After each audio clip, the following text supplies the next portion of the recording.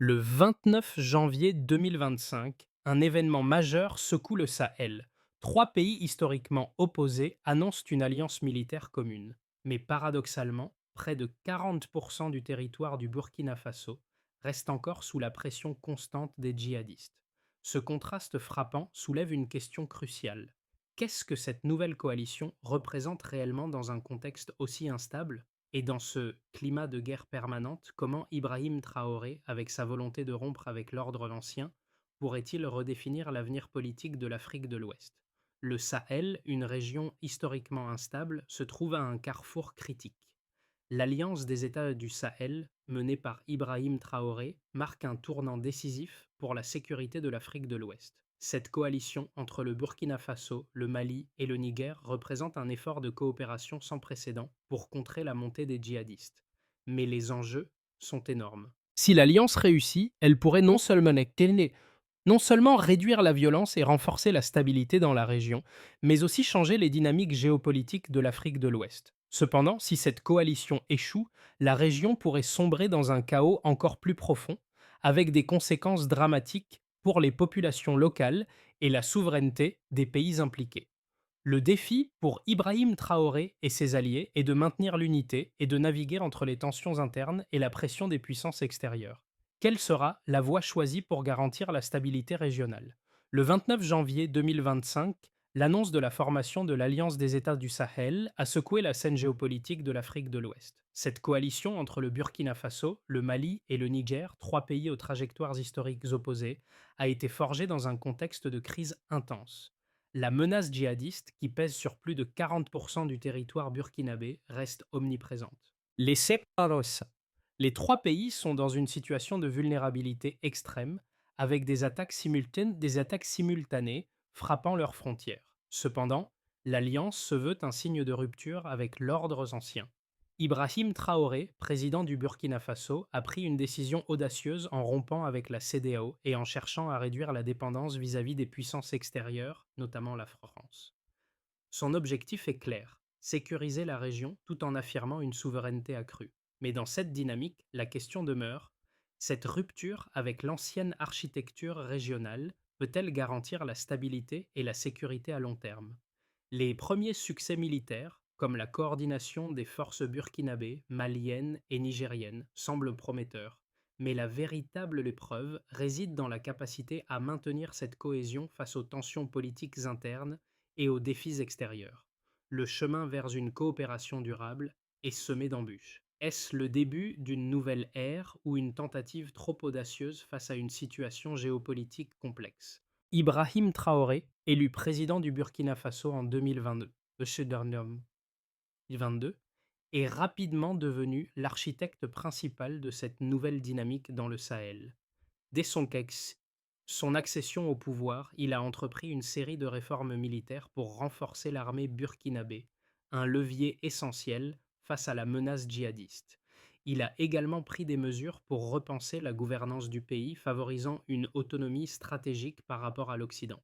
Sa décision de quitter la CEDEAO et de former l'Alliance des États du Sahel représente un tournant radical, mais cette rupture est porteuse de risques importants. Traoré a su exploiter la situation d'urgence pour créer une dynamique géopolitique qui s'appuie sur une solidarité militaire renforcée entre le Burkina Faso, le Mali et le Niger. Les premières opérations militaires communes ont montré des résultats tangibles, comme le repoussement des attaques djihadistes aux frontières, ce qui renforce la légitimité de Traoré en tant que leader régional. Cependant, ces progrès s'accompagnent de défis internes, notamment la gestion des relations avec le Mali et le Niger. Le Burkina Faso, avec son poids politique, pourrait susciter des inquiétudes chez ses partenaires, qui craignent une domination burkinabé dans cette coalition. L'unité de l'alliance dépendra donc de la capacité de Traoré à maintenir un équilibre entre ses ambitions et les intérêts des autres membres, tout en répondant aux pressions internes et externes.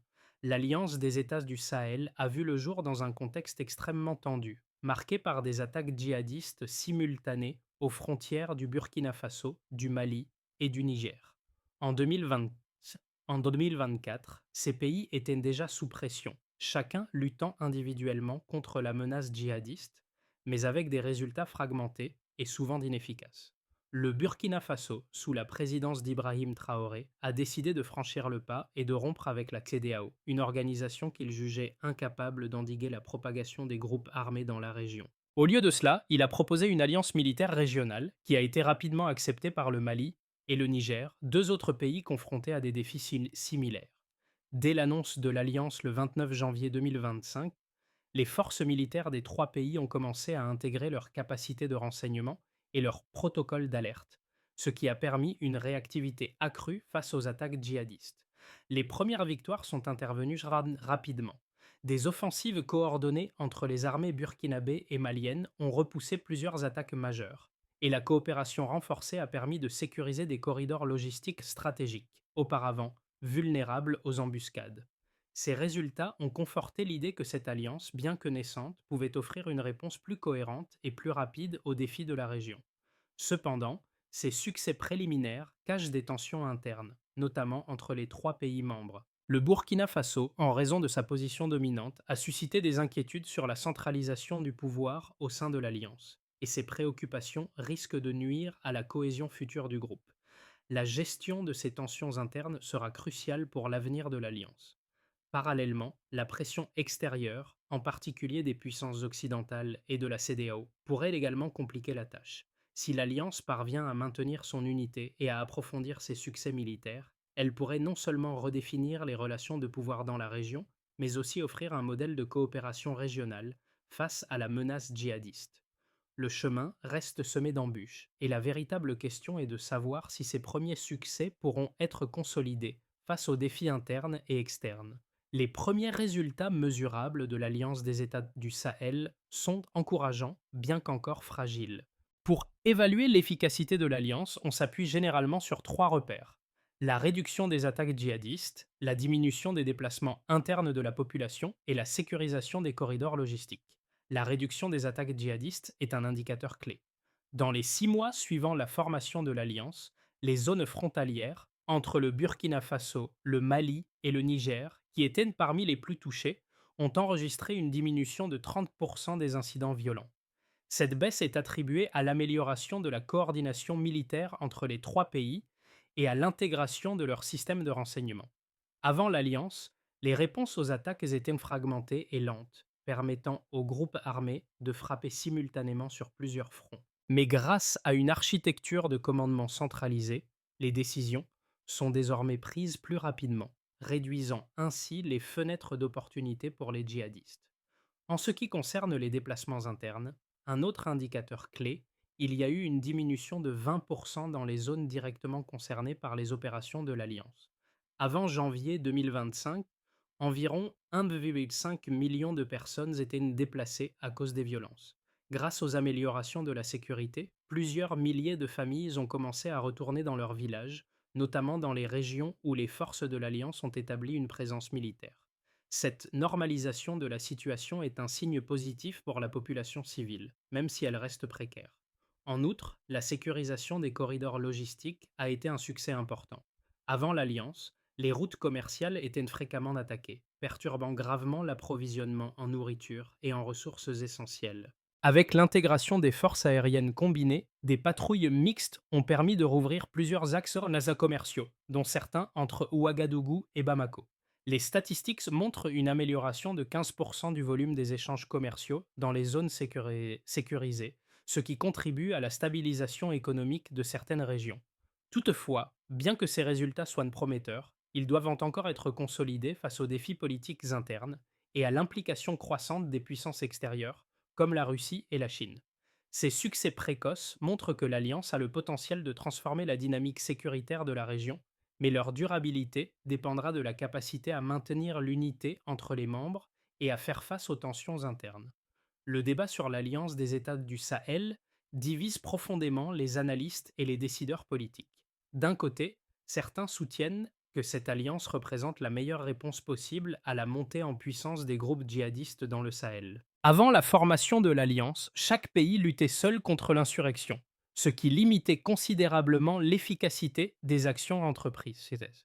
En réunissant leurs ressources militaires et en améliorant la coordination, les trois pays membres ont créé une force critique capable de défendre plus efficacement leurs frontières et de mener des frappes préventives contre les groupes armés. Cette approche unifiée a déjà permis de réduire de manière significative les attaques djihadistes dans certaines régions, avec une diminution de 30% des incidents violents dans les zones frontalières et les plus touchées. Ce succès initial est un indicateur clé de l'efficacité de la stratégie. En outre, la coopération entre le Burkina Faso, le Mali et le Niger a permis de sécuriser des corridors logistiques essentiels à l'économie de la région. Les échanges commerciaux ont augmenté de 15%, ce qui montre que l'Alliance contribue à la reprise économique dans les zones touchées par la violence. Toutefois, ce point de vue doit être nuancé par les risques internes qui pèsent sur l'Alliance. Le principal défi réside dans les tensions politiques entre les membres. Le Burkina Faso, sous la direction de Traoré, semble dominer l'alliance, ce qui inquiète les dirigeants maliens et nigériens. Le déséquilibre du pouvoir pourrait fragiliser la coopération entre les pays membres et des divergences sur la répartition des responsabilités risquent de faire éclater l'unité fragile de l'alliance. En outre, l'implication croissante des puissances extérieures, telles que la Russie et la Chine, pourrait transformer l'alliance en un terrain de compétition géopolitique, exacerbant les tensions internes et minant l'efficacité de la coopération militaire. Si ces défis ne sont pas résolus, l'Alliance pourrait rapidement perdre sa cohésion et ses acquis initiaux, compromettant ainsi la sécurité et la stabilité dans le Sahel. L'Alliance des États du Sahel est à un tournant. Bien que les premiers résultats soient prometteurs, la route vers une stabilité durable reste semée d'embûches. Les premiers succès, comme la réduction des attaques djihadistes et la sécurisation partielle des corridors logistiques, sont encourageants. Cependant, ces gains sont fragiles. La question centrale demeure. L'Alliance parviendra-t-elle à maintenir son unité face aux tensions internes croissantes entre le Burkina Faso, le Mali et le Niger? Le Burkina Faso, sous la direction de Ibrahim Traoré, joue un rôle central, mais cette domination suscite des inquiétudes au Mali et au Niger, qui redoutent une hiérarchisation excessive du pouvoir au sein de la coalition. Ces tensions internes risquent de compromettre la cohésion de l'Alliance, et sans une gestion habile des relations politiques, les premières victoires pourraient se diluer.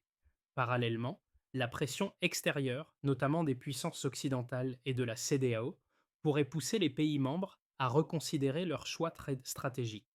La suite de l'histoire de l'Alliance dépendra de la capacité des trois pays à maintenir l'unité et à naviguer entre les divergences internes et les influences géopolitiques externes. L'Alliance des États du Sahel commence à avoir un impact tangible sur la région, et ses conséquences sont déjà perceptibles dans plusieurs domaines. Pour les habitants des régions affectées par le conflit, la réduction des attaques djihadistes a permis de créer des fenêtres de stabilité, bien que celles-ci demeurent fragiles. Dans certaines zones frontalières, les marchés ont rouvert, des routes commerciales autrefois fermées sont désormais accessibles, et des milliers de familles, contraintes de fuir les violences, commencent à revenir dans leurs villages. Cette normalisation de la situation, bien que modeste, est un signe que l'Alliance commence à redonner un certain espoir à la population locale. Cependant, cette reprise est encore fragile, et les civils vivent toujours sous la menace constante des djihadistes, sachant que la situation pourrait se dégrader à tout moment. Du côté économique, les premières répercussions sont également visibles. La sécurisation partielle des corridors logistiques permet un meilleur acheminement des biens et services. Les échanges commerciaux dans certaines régions ont augmenté de 15%, ce qui témoigne d'une reprise économique lente mais prometteuse. Toutefois, cette reprise économique reste incertaine, et les entreprises locales, notamment dans les secteurs agricoles et commerciaux, attendent des signes clairs de stabilité politique avant de s'engager pleinement dans des investissements à long terme. En ce qui concerne les dynamiques politiques internes, les tensions entre le Burkina Faso, le Mali et le Niger persistent. Le poids politique du Burkina Faso suscite des inquiétudes à Bamako et Niamey, où certains leaders redoutent que cette alliance ne se transforme en un instrument de domination burkinabé. Si ces tensions ne sont pas résolues, l'unité de l'Alliance pourrait se fragiliser. Sur la scène internationale, l'Alliance suscite des réactions contrastées, tandis que certains partenaires, comme la Russie et la Chine, renforcent leur soutien, les puissances occidentales, en particulier la France, sont plus sceptiques. Le retrait de la CEDEAO et la volonté de se détacher de l'influence occidentale ajoutent une dimension géopolitique complexe à cette alliance militaire. L'avenir de l'Alliance dépendra de sa capacité à maintenir son équilibre interne tout en naviguant entre les influences extérieures. Si elle parvient à surmonter ces défis, elle pourrait non seulement stabiliser la région, mais aussi redéfinir les rapports de force en Afrique de l'Ouest. Dans les 6 à 12 prochains mois, l'Alliance des États du Sahel pourrait prendre plusieurs trajectoires possibles, en fonction de l'évolution de la situation politique, militaire et géopolitique dans la région. Le scénario de base envisage une stabilité fragile, où l'Alliance parvient à maintenir un équilibre interne et à surmonter les tensions politiques entre ses membres. Les progrès réalisés en matière de sécurité, comme la réduction des attaques djihadistes et l'amélioration de la sécurité des corridors logistiques, se poursuivent, renforçant la légitimité de la coalition. Cependant, cette stabilité reste fragile, car les tensions internes, notamment sur la répartition des responsabilités et des ressources, continuent d'exister. Dans ce scénario, les 3 pays membres continueraient à naviguer entre une coopération nécessaire sur le plan militaire et des divergences politiques sur le partage du pouvoir. Les relations avec les puissances extérieures, notamment les États-Unis et les pays européens, pourraient rester tendues, mais l'Alliance réussirait à négocier un équilibre entre soutien extérieur et autonomie stratégique. Ce scénario, bien que positif à court terme, dépendra de la capacité de l'Alliance à maintenir son unité et à surmonter les divisions internes. Un scénario optimiste envisagerait une consolidation de l'Alliance, où les tensions internes sont réduites grâce à des compromis politiques. Le Burkina Faso, tout en maintenant son rôle central, accorderait plus de flexibilité aux autres membres, particulièrement le Mali et le Niger. Ce rééquilibrage politique renforcerait la légitimité de l'alliance tant sur le plan militaire que diplomatique. Les attaques djihadistes continueraient de diminuer avec une baisse de 40% à 50% des incidents dans les zones les plus touchées. Le redressement économique, soutenu par la sécurisation des corridors logistiques, s'accélérerait avec un retour plus rapide des investissements et une reprise des échanges commerciaux. En outre, les puissances extérieures comme la Russie et la Chine renforceraient leur soutien, permettant à l'Alliance de moderniser ses équipements militaires et d'élargir sa coopération économique. Ce scénario marquerait un tournant majeur pour l'avenir de la région, avec une stabilisation durable du Sahel. Enfin, le scénario pessimiste prévoit des tensions croissantes et une rupture lente de l'alliance. Si les divergences internes ne sont pas résolues, l'unité des 3 pays membres pourrait se fragiliser. La domination croissante du Burkina Faso risquerait de provoquer des frictions avec le Mali et le Niger, menaçant ainsi la cohésion de l'alliance. Dans ce scénario, les attaques djihadistes pourraient augmenter à nouveau et les tensions géopolitiques pourraient s'intensifier avec l'intervention d'acteurs extérieurs. Ce scénario entraînerait une instabilité profonde dans la région, avec des conséquences graves pour la population et l'économie.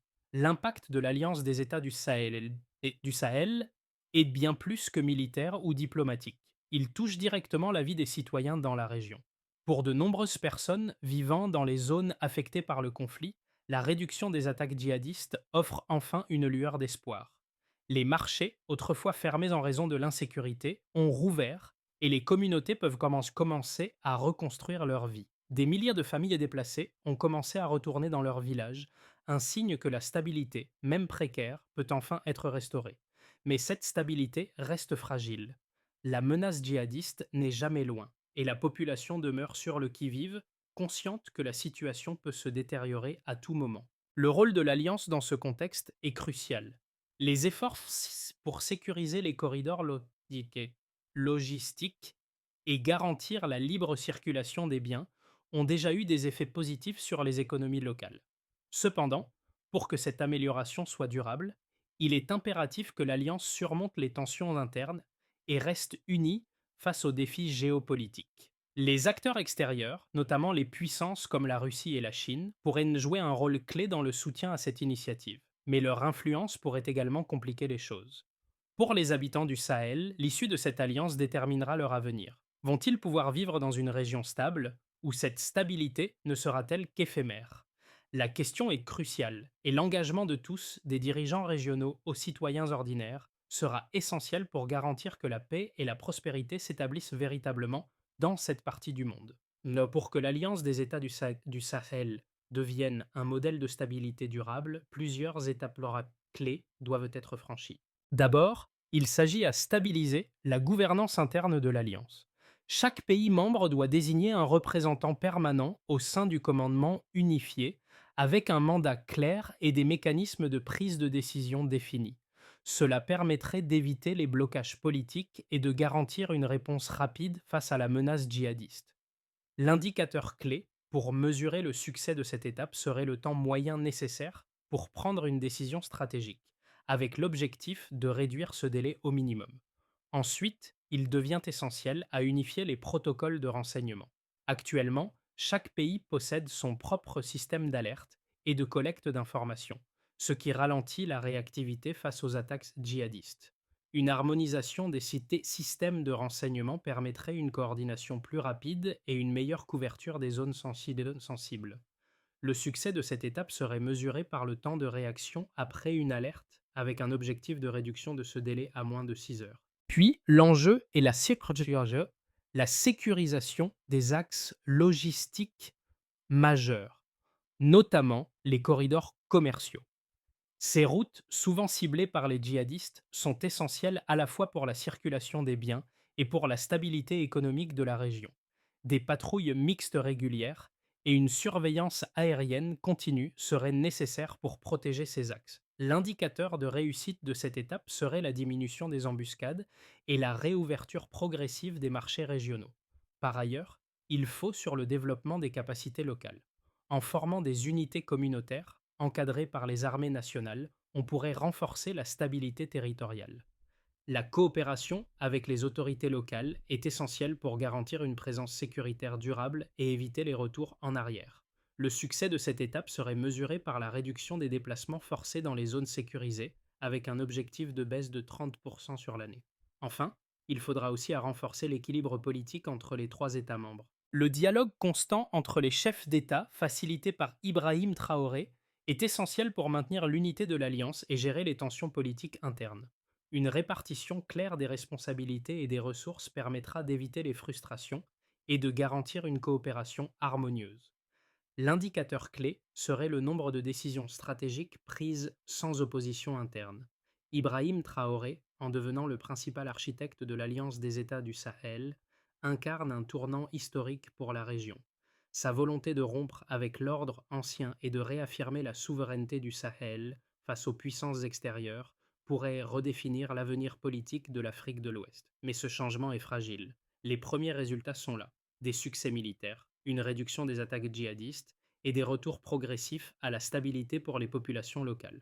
Pourtant, tout reste à faire. L'unité de l'Alliance, tout comme la stabilité de la région, dépendra de la capacité de ses dirigeants à naviguer entre les ambitions politiques, les défis internes et les pressions extérieures. La route est semée d'embûches, mais chaque décision, chaque pas en avant peut faire la différence. Si l'Alliance réussit à surmonter ces défis, elle pourrait devenir un modèle pour toute l'Afrique. Ibrahim Traoré et ses alliés devront démontrer que, même dans les conditions les plus difficiles, une coopération régionale peut conduire à une véritable transformation. Le Sahel, autrefois synonyme de chaos et de violence, pourrait bientôt être perçu comme un symbole d'unité et de résilience. L'avenir de l'Alliance des États du Sahel dépend de nombreux facteurs, mais la clé de sa réussite réside dans la capacité des trois pays à travailler ensemble pour atteindre un objectif commun: la stabilité et la prospérité de la région.